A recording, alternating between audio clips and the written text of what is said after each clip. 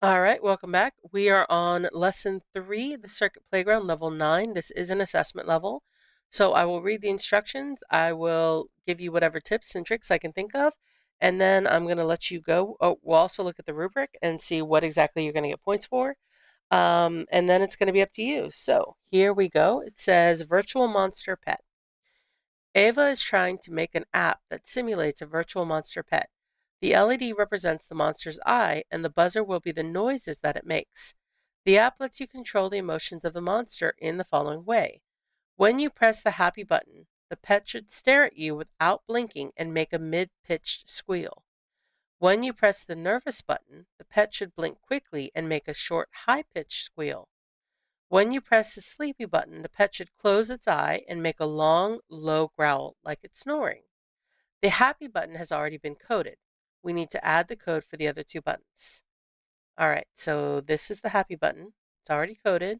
Your job is to add the nervous button here and the sleepy button here. Do this. Add code to the nervous button so it blinks quickly and makes a short, high pitched squeal.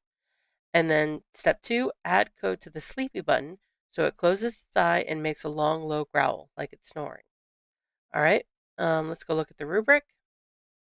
Okay, so let's start with the no evidence. So no additional LED or buzzer blocks have been added to the program. So when I go in and I look at it, I will see this right here. If I see this, that's no evidence. So we are going to close that because, of course, you're aiming for the A. So let's keep going.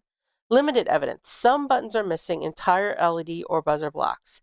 So if you only did one of the two buttons, that would be here. All right. Convincing evidence. Each button uses both LED and buzzer blocks, but the parameters may not match the correct description. For example, all having the same duration. So if you just copied the happy button and pasted it on both of these, then and didn't change anything, that would be convincing evidence rather than what you're aiming for. So what you're aiming for is extensive evidence. Each button correctly matches the description of its emotion using both LED and buzzer blocks in each button. All right, so that's what you're aiming for. You've got your app right here. So to run it, you click the orange run button, and then that will let you test everything out. So the happy button is ready to go. The nervous and the sleepy button don't do anything yet because you've got to code that. So when you're done and you've got everything coded, you're going to click on the orange finish button. And if you're not where you should be, you're going to get a message that says this: are you sure you're finished? It looks like you have more work to do on this level. If you choose to continue, this level will be marked as in progress so you can come back to finish it later.